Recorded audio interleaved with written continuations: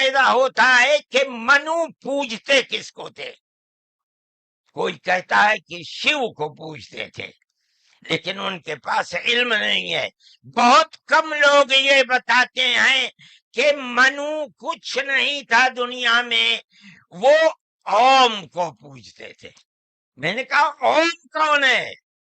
بہت سے لوگوں نے کہا کہ وہ ایک ہوا ہے جن کا کوئی روپ نہیں ہے، کوئی رنگ نہیں ہے، وہ دنیا میں ہر جگہ ہے، ہوا ہر جگہ ہے.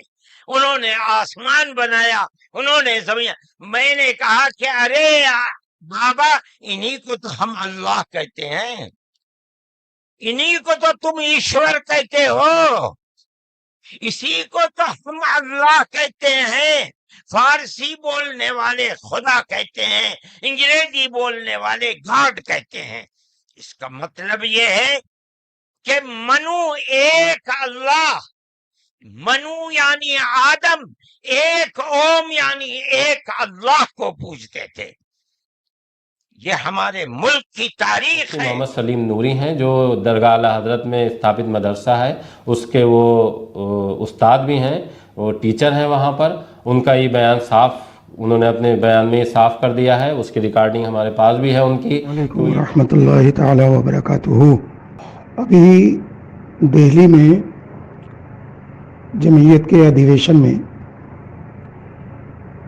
مسٹر ارشد مدنی صاحب نے جو بھی بیان دیا اور ہندو مذہب کے دیوی دیوتاؤں کا ذکر کرتے ہوئے مذہب اسلام کے پیغمبر، پہلے نبی اور ہم سب کے باپ حضرت آدم علی نبینا علیہ الصلاۃ والتسلیم کے تعلق سے جو کچھ بھی کہا، یہ نہایت ہی خطرناک ان کا بیان ہے، جس سے سیدھے سادے بھولے والے جو مسلمان ہیں، عوام کے لوگ ہیں، وہ سخت گمراہی کا اس سے شکار ہوں گے. اور ایسے بیان سے اللہ کی شان میں یہ سخت توہین اور گستاخی بھی ہو رہی ہے. مذہب اسلام کا بنیادی عقیدہ یہ ہے کہ اللہ رب العزت کسی جگہ ہونے سے، کسی زمانے میں ہونے سے پاک و صاف ہے.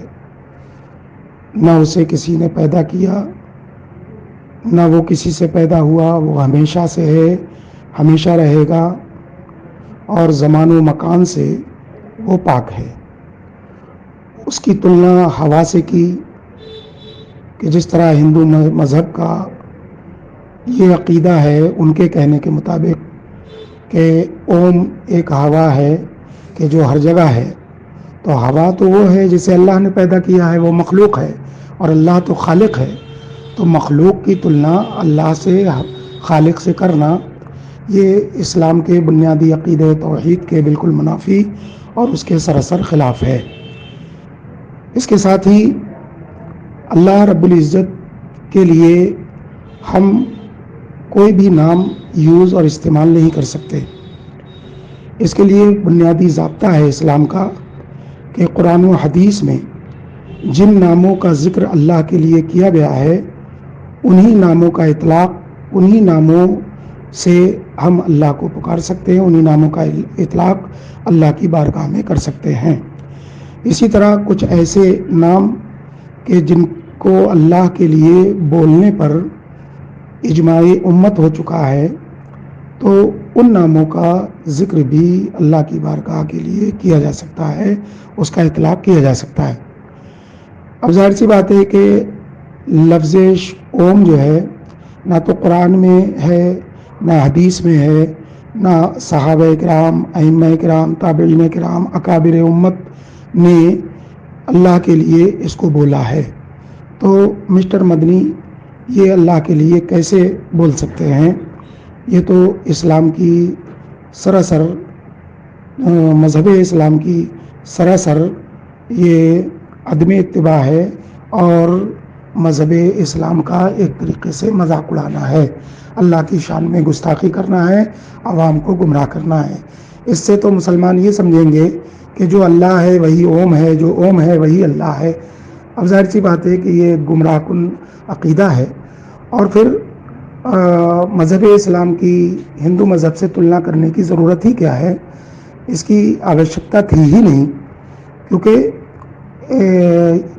اس میں ہندو مذہب اور اسلام مذہب، اس میں بنیادی فرق ہے، زمین و آسمان کا فرق ہے کہ مذہب اسلام اللہ رب العزت کے علاوہ کسی بھی کی بھی پوجا کرنے کی اجازت نہیں دیتا۔